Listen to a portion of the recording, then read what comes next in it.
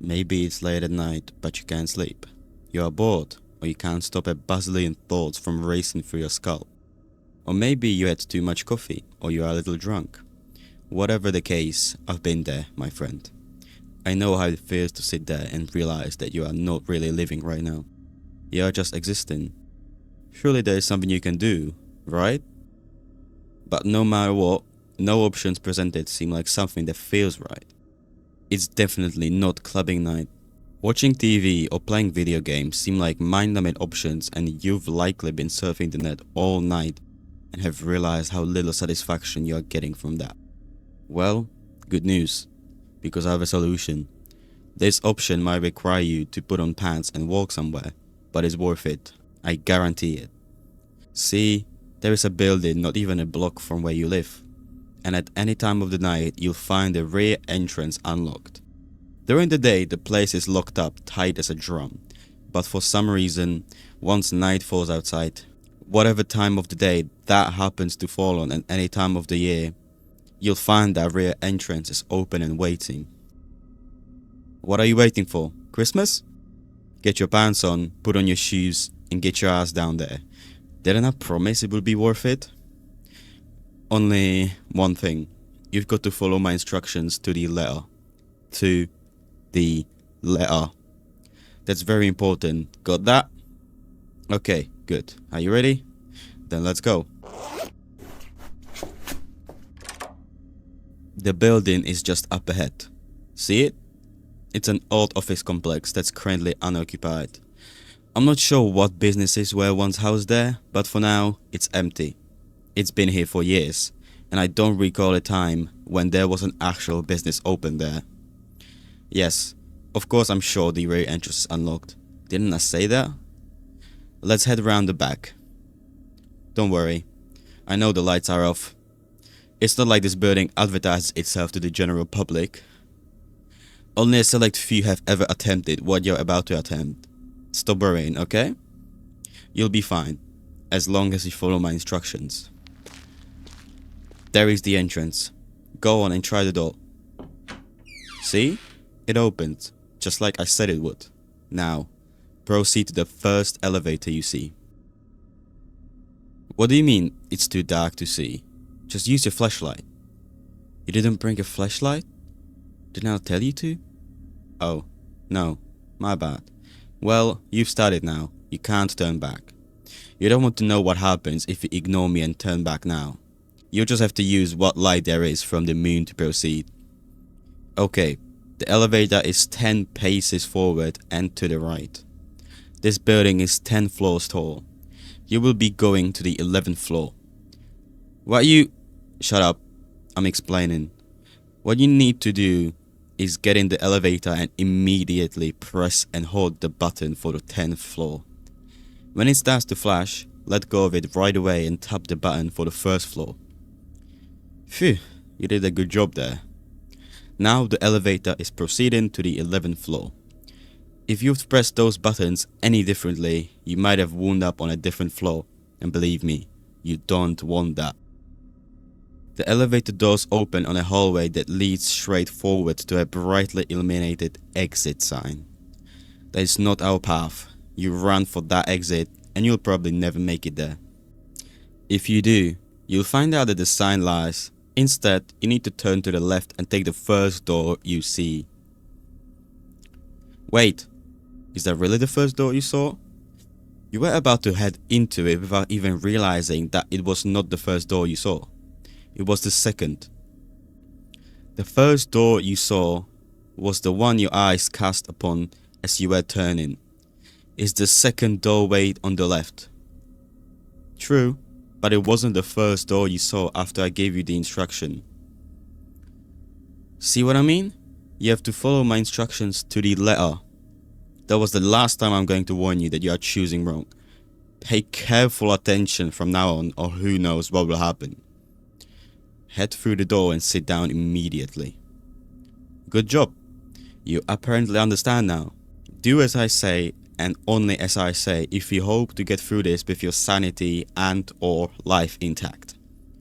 Ignore that cold sweat on your scalp and congratulate yourself that you didn't close the door but instead sat down as soon as I told you to.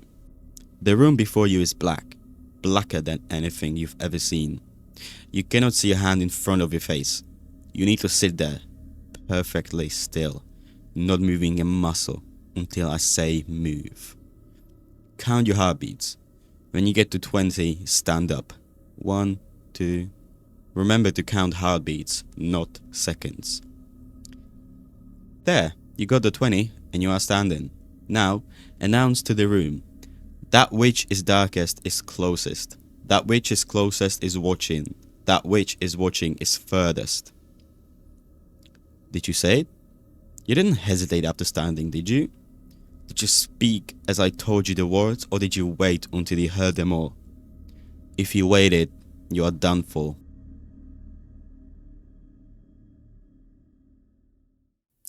Okay, it looks like they are satisfied.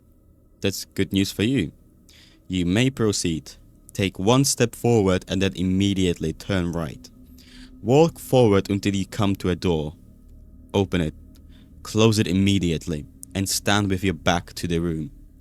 This room will be as dark as the first. Stop breathing. Hold your breath and no matter how much it hurts, do not let it out. What is in this room follows the sound of breath, and if it hears any, well, I won't tell you what it will do or you will release that breath and bolt for it. Keep holding your breath and count another 20 heartbeats. Now, the breath must really be straining your lungs. I understand that. Stay facing the door, but walk backwards until your back presses against the far wall. Keep that breath held. Walk slowly. Oh, I bet you just can't stand it anymore, can you? You simply must release the breath. I can't stop you. All I can do is remind you that you are not alone in this room, and breathing would be so much worse than simply keeping your breath held. There is the far wall. Without looking, feel for the door handle. Open it. Step through and close it. Now release that breath. Feels good now, doesn't it? You are about a quarter of the way through, and you are still alive and still yourself. You are doing quite well so far. The room you are now standing in is not dark, as the others have been. It's lit by a small fire on the far end. A huddled figure is sitting by the fire. Don't turn around. At least, don't do so until you stand straight. And announce in a clear voice. Might I share your fire for a moment? Now wait. Count your heartbeats again. If you get to 10 and have heard nothing, hold your breath again and run back through the door you came in through without looking back. There. Was that a soft grunt? Did it come from the figure? Be careful. Think hard about it. If you decide that it was indeed a soft grunt or a scent, turn and go to the fire and huddle before it like the figure is. While walking, you likely notice that there are 5 doors in this room, including the one you came through. Huddle on the opposite side of the fire as the figure, but make sure you huddle yourself in the same position. Never look directly at it. You won't like what you see. Now you may ask it any question you want to. Here is the catch. If it's the wrong question, you will be stuck huddled in this position while it can get up and leave. Most people ask it which door to take. Good. You're asking him which door to take. And if you listen, he will tell you that it's the right hand door closest to the one you came in. Don't get up yet. Consider the fact that this figure is not your friend. It doesn't know you, and it probably doesn't like you very much. Could it have lied? Maybe you should take exactly the opposite door is suggested. Or maybe this creature cannot lie, and you should listen to it.